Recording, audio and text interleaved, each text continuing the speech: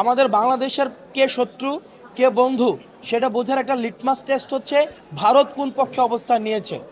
আমাদের ভারত যেহেতু হাসিনার পক্ষে অবস্থান নিয়েছে এবং যারা মানুষের অধিকারকে বছরের পর বছর ক্ষুণ্ণ করেছে, মানবিক মর্যাদাকে নষ্ট করেছে, সমতাকে সেখানে আমাদের নষ্ট করে দিয়ে বৈষম্যকে প্রতিষ্ঠিত করার জন্য রাষ্ট্রীয় ষড়যন্ত্রে যেই সংঘ লিপ্ত হয়েছিল, এই সংঘবদ্ধ শক্তিকে ভারত তার দেশে পুনর্বাসিত করেছে। এবং এ থেকেই স্পষ্ট হয় গত 16 বছর ধরে এই আওয়ামী যে ফ্যাসিস্ট সরকার কার এজেন্ডা বাস্তবায়ন করেছিল। এটা হচ্ছে এই যে মোদি সরকারের একটা চাকরি করেছে, চাকরিটি হঠাৎ করে শেখ হাসিনার চলে যাওয়ায় যে মালিক যে মোদির মাথা খারাপ হয়ে গিয়েছে। আমরা জানি মোদি হচ্ছে একটা কসাই। আমাদের মোদি যেভাবে তার হাতেও সাম্প্রদায়িকতার রক্ত লেগে আছে, তো যার হাতে সাম্প্রদায়িকতার রক্ত লেগে আছে সে যখন তার প্রতিষ্ঠিত মিডিয়ার মাধ্যমে এই সাম্প্রদায়িকতার বয়ান ছড়ায়, সেটির আমাদের নৈর্বিক্যতা নিয়ে, সেটির অবজেক্টিভিটি নিয়ে আমরা প্রশ্ন তুলতে পারি। সেই জায়গা থেকে আপনারা মিডিয়াতে যারা রয়েছেন, আপনাদের একটা দায়িত্বশীল ভূমিকা আমরা প্রত্যাশা করি।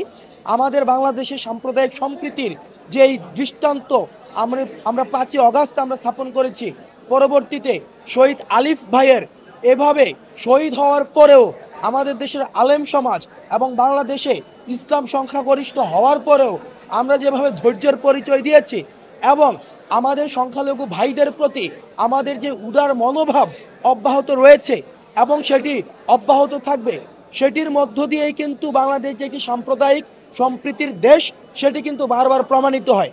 একমাত্র ওয়ালটন এসি দিচ্ছে 1 বছরের রিপ্লেসমেন্ট গ্যারান্টি। এখন এটিকে তুলে ধরার জন্য আপনারা যারা মিডিয়ায় রয়েছেন, আপনাদের বস্তুনিষ্ঠ সংবাদ পরিচালনা করার আমাদের আপনাদের জায়গা থেকে আপনাদের কাছে আমাদের প্রত্যাশা থাকবে। আপনার এই সম্প্রীতিগুলোকে বারবার রিআইটারেট করতে হবে, পুনর্মঞ্চায়ন করতে হবে।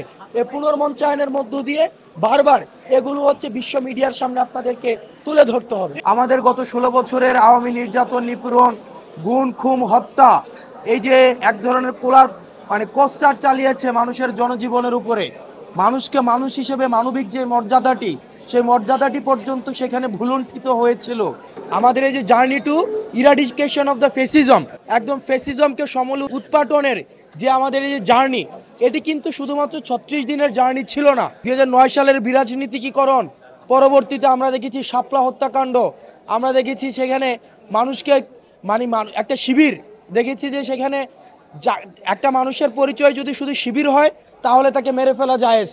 আমরা দেখতাম যে আবরার ফায়াদকে যখন বুয়েটের হলে নির্যাতন করা হয়েছে, বিভিন্ন মেইন স্ট্রিমের গণমাধ্যমে আমরা দেখেছি যে শিবির সন্দেহ নির্যাতন, তার মানে কাউকে যখন শিবির সন্দেহ করা হতো তাকে নির্যাতন নিপীড়ন করাটা সেটা জায়েজ হয়ে যেত।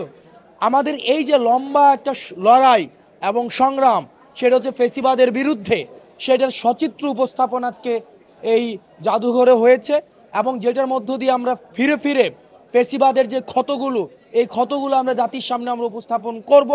মুক্তিযুদ্ধ পরবর্তী 71 পরবর্তীতেও আমাদের শেখ মুজিব যে বাকশাল কায়েমের মধ্য দিয়ে 74-এ যেভাবে আমাদের গণমানুষের গণকণ্ঠ যেভাবে চেপে ধরেছিল, যেভাবে হচ্ছে সারা দেশে আমাদের এই ফেসিজমের প্রাথমিক বীজটি যখন আমাদের বপন করা হয়েছিল, যদি আমাদের ইতিহাসটা সেখান থেকে টানা হতো তাহলে সেটির পূর্ণাঙ্গতা পেত।